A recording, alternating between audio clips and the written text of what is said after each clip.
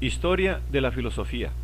por Nicolás Abagnano, volumen 1, 330, parte tercera, Filosofía escolástica, capítulo 23, el ocamismo, 326, los calculadores de Oxford. La parte de la doctrina de Occam que encontró mayor número de seguidores es, sin duda, la lógica, y de esta, la parte más seguida y desarrollada fue la relativa a la refutación de los sofismas, parte que terminó por ser tratada de modo autónomo y como fin en sí misma, si bien siempre basándose en los principios de la lógica terminista y ante todo en la teoría de la suppositio. Así fue como se multiplicaron las colecciones tituladas Sophismata, Insolubilia, Consequentiae, Obligationes, Calculationes o Calculationes, cuyo objetivo consistía en dar las reglas para la solución de los sofismas y analizar y resolver, basándose en ellas, el mayor número de sofismas, incluso los que aparecían manifiestamente como más absurdos o menos probables. La ingeniosidad y sutileza de estos tratados son notables, pero no lo son menos su formalismo y su, al menos, aparente ociosidad, al tratar problemas cuya solución en uno u otro sentido no parece influir lo más mínimo en la esfera de la actividad humana. Sobre todo por este último carácter, los seguidores de esta lógica, muy numerosos en Italia durante los siglos XIV y XV, fueron duramente criticados por los humanistas, comenzando por Petrarca. Estos vieron, y en verdad que no del todo equivocadamente, en este tipo de ejercicios un intento de evasión de los problemas que conciernen al hombre y a su mundo. De ahí la obstinada supervivencia de una filosofía cuya época ya había terminado. Por otro lado, Leibniz, en una carta a Thomas Smith de 1696, reconocía en el más nombrado de estos calculadores, Suisset, el mérito de haber introducido el simbolismo matemático en la filosofía escolástica, y esta observación explica el renovado interés que los estudios recientes dedican a esta escuela de lógica, interés que permite, además, una más equitativa valoración de la misma. Sus más ilustres representantes florecieron en la Universidad de Oxford, especialmente en el Menon College, donde se inició esta clase de estudios con el Tractatus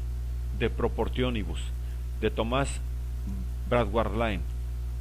Uno de los méritos de la escuela es el haber dado el primer impulso a la formulación del diccionario de los términos de la mecánica, que luego sería perfeccionado por Galileo. Fueron ellos quienes entendieron por latitudo cualquier incremento positivo o negativo del movimiento, motus, de la velocidad, velocitas, o de cualquier otra determinación cualitativa o cuantitativa, forma, de todos los grados posibles, desde el cero hasta el infinito. Las obras mayores de la escuela fueron las Regulea Solvendi Sophismata de Heytesbury y las Calculationes de Suisset. Guillermo Heytesbury fue maestro de Merton College, canciller de la Universidad de Oxford en 1371 y murió en 1380. Además de la obra ya citada, cuyo título completo es De Sensu Compositio et Diviso Regulae Solvendi Sophismata, fue compuesta probablemente en 1335. Escribió también una colección de sofismata. Algunos de los sofismas tratados por Heytesbury en el De Sensu Compositio et Diviso son los tradicionales de la lógica megárico-estoica, como por ejemplo el del embustero, pero aquellos cuyo tratado constituye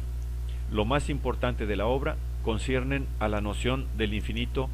sin categoremático, tal como ha sido expuesta por los lógicos terministas, a partir de las Sumalae logicales de Pedro Hispano.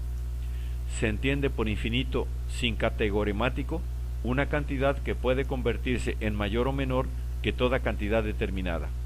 Como se ve, se trata de un concepto fundamental para las matemáticas modernas, sobre todo para el cálculo infinitesimal,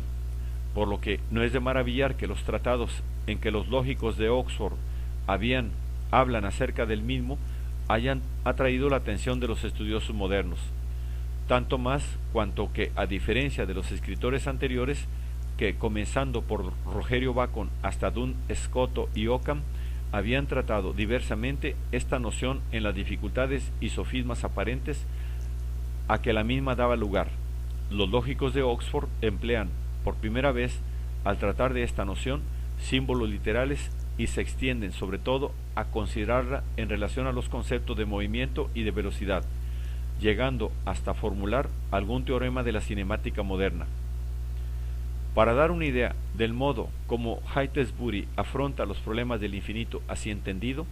se puede considerar el procedimiento seguido por él en su tratado del máximo y del mínimo para refutar una proposición como esta.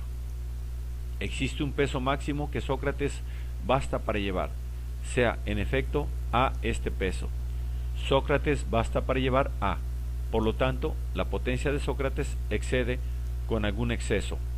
a la resistencia del peso A. Pero como este exceso es divisible, con la mitad del mismo, Sócrates puede llevar el peso A más alguna otra cosa, de modo que A no es el máximo que Sócrates puede llevar, y puesto que, así como se razona de A, se puede razonar también de cualquier peso infinitesimal mayor que A, resulta que no existe un peso máximo que Sócrates baste para llevar, por lo que, según Heytesbury, se debe decir en cambio que hay un peso mínimo que Sócrates no basta para llevar. En efecto, tómese un peso que sea igual a la potencia de Sócrates y llámesele A. Sócrates no basta para llevar A, pero puede llevar un peso cualquiera menor que A. Por lo tanto, A es el peso mínimo que Sócrates no basta para llevar. La obra más famosa de esta escuela de lógica es el Liber Calculationem de Ricardo Swineshead, llamado también Suset o Suiset o Suset, cuya actividad tuvo lugar en el segundo cuarto del siglo XIV, pero del que apenas se sabe casi nada,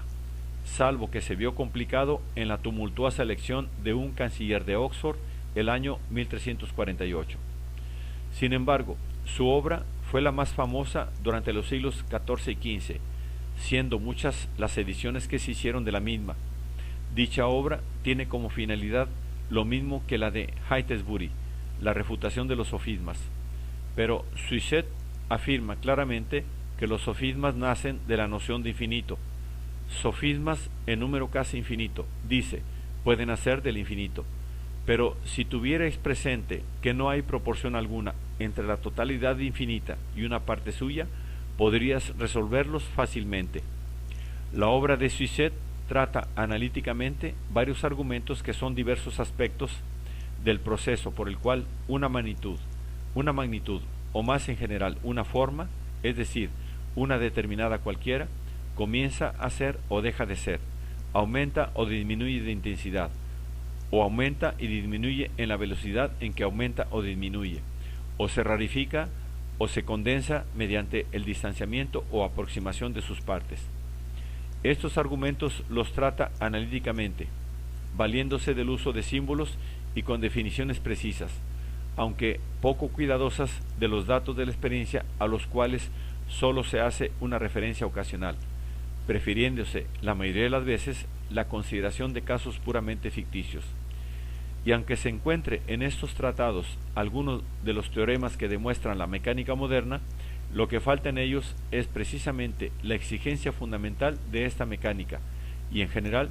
de la ciencia moderna, la exigencia de la medida. Se mantiene todavía en el dominio de una ciencia cualitativa a la que le falta el instrumento fundamental de la ciencia moderna, la observación mensuradora. Suiset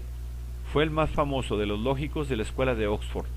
por lo que se le llamó el calculator por antonomasia. Pero donde más seguidores encontró la lógica de Oxford fue en Italia, donde permaneció en boga durante más de un siglo. Pueden mencionarse los nombres de Pedro de Mantua, muerto en el 1400, autor de un De Instanti y de una lógica, de Paulo Veneto, muerto en 1429, autor de una Summa Naturalium, impresa en Venecia el año 1476, y de una colección de sofismata de Cayetano Tiene, muerto en 1465, que enseñó en Padua desde 1422 hasta 1465, cuyo comentario a las Regulae de Heytesbury se editó juntamente con ella en 1494. De Paulo de Pérgola, muerto en 1451, autor de una lógica y de un tratado sobre el sentido compuesto y dividido. Sin embargo, el más famoso fue Biagio Pelacani de Parma, que enseñó en Pavía, Padua, Bolonia y Florencia, y murió en 1416. Biagio fue un averroísta que enseñaba un rígido determinismo astrológico, la unidad del entendimiento agente y la eternidad del mundo, pero se ocupó sobre todo de cuestiones científicas relativas al movimiento de los proyectiles, en el sentido de Buridan y de Oresme, al movimiento y al contacto de los cuerpos y a la óptica, en las cuestiones de latitudinibus, trata los mismos problemas estudiados por Heytesbury y llega a conclusiones parecidas. La característica de esta figura es la combinación que presenta de averroísmo y de ocamismo. Los aspectos más importantes de su obra son los científicos y en especial sus contribuciones a la elaboración de una óptica geométrica.